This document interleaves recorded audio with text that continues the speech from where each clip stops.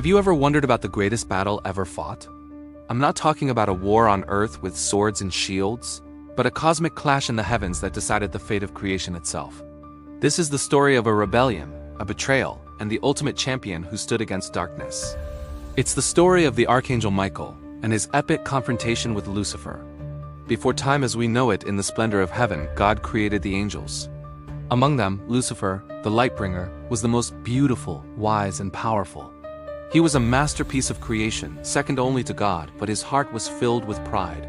He looked at his own perfection and thought, why should I serve? Why not rule? This single thought sparked a rebellion that would tear the heavens apart. Lucifer, now consumed by his ambition, began to sow seeds of dissent among the other angels.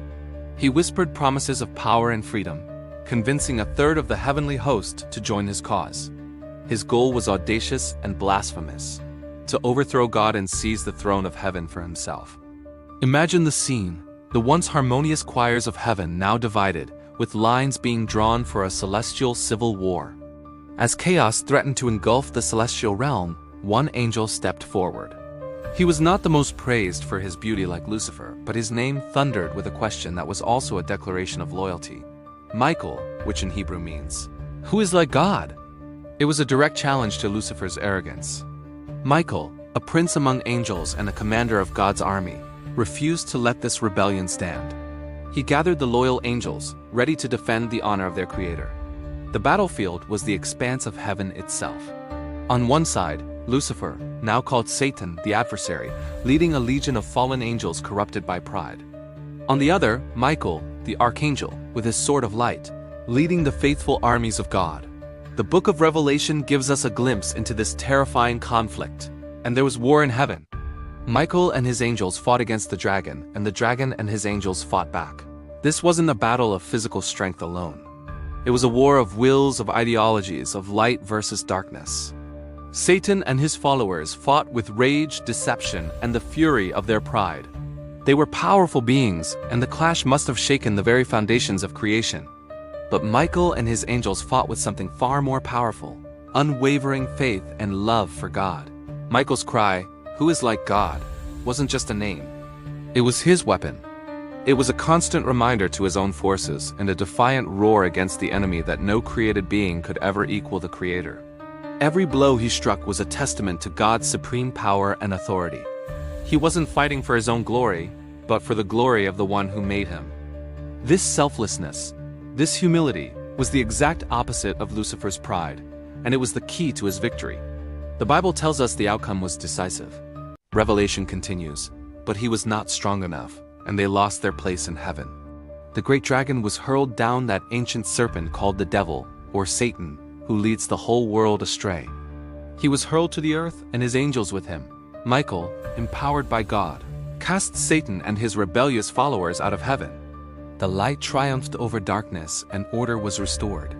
This expulsion from heaven wasn't the end of the story, but the beginning of another chapter. Cast down to earth, Satan's influence began to be felt among humanity. The Garden of Eden, temptations, the struggles we face, many of these are attributed to the ongoing spiritual warfare that began with that first celestial battle. But the victory of Michael serves as a powerful symbol of hope. It shows that no matter how tempting or powerful evil may seem, it is ultimately no match for the power and authority of God. Michael's role didn't end there. In various traditions, he is seen as a protector, a guardian of souls, and the leader of God's army who will play a crucial role in the final battle at the end of time. The prophet Daniel describes him as the great prince who protects your people. He stands as a timeless warrior, a beacon of courage, and a symbol of righteous defense against evil. So why does this ancient story still matter to us today? Because it's a story that plays out in our own lives. We all face our own battles against pride, doubt, and temptation, our own inner dragons. The story of Michael teaches us about the power of humility and faith. It reminds us that our greatest strength comes not from ourselves, but from aligning ourselves with a higher purpose, with what is good and true. Michael's victory was not his own.